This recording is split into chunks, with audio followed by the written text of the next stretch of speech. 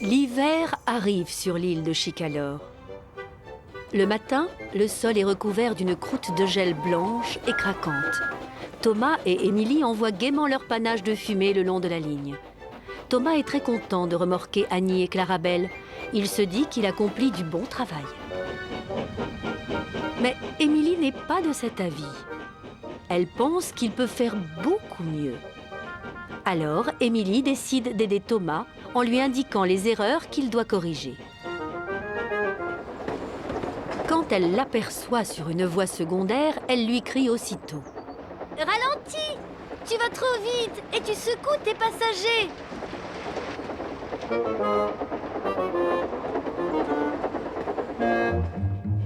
Plus tard, Émilie voit Thomas près d'un pont. Il a dû s'arrêter prendre de l'eau et il parle à des enfants. « Arrête de discuter avec les enfants !» lui dit Émilie. « Tu travailles et ils vont te retarder !»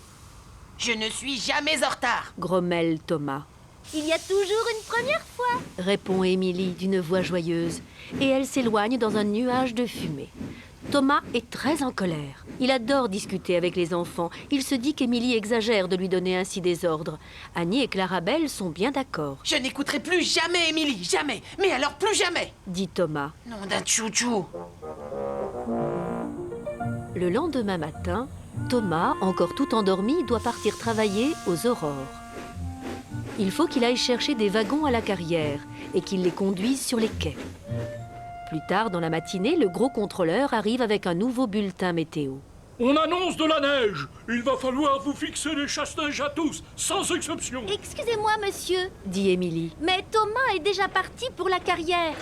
Dans ce cas, trouve Thomas et dis-lui que je désire qu'il mette ses chasse-neige. Émilie part aussitôt se faire installer ses chasse-neige. Les ouvriers fixent les chasse-neige d'Émilie en un rien de temps et elle part à la recherche de Thomas. Émilie est enchantée. Elle se réjouit de pouvoir dire à Thomas ce qu'il doit faire.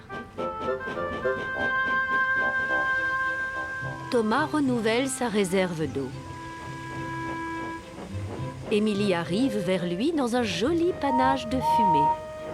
Elle lui envoie quelques joyeux coups de sifflet, mais Thomas ne lui dit pas bonjour. « Elle vient encore me faire la leçon !» grogne Thomas. « Thomas !» lui crie-t-elle. « Tu dois rentrer te faire poser tes chasse-neige !» Thomas entend très bien ce qu'Émilie lui dit, mais il fait la sourde oreille. Il se dit qu'il réagit avec beaucoup d'intelligence. Alors Émilie siffle de nouveau, mais un peu fort. « Va te faire installer tes chasse-neige !» répète-t-elle. « La barbe, les chasse-neige !» s'exclame Thomas. « Et la barbe, Émilie ! De toute façon, il fait un temps magnifique !» Et il repart aussi vite qu'il le peut.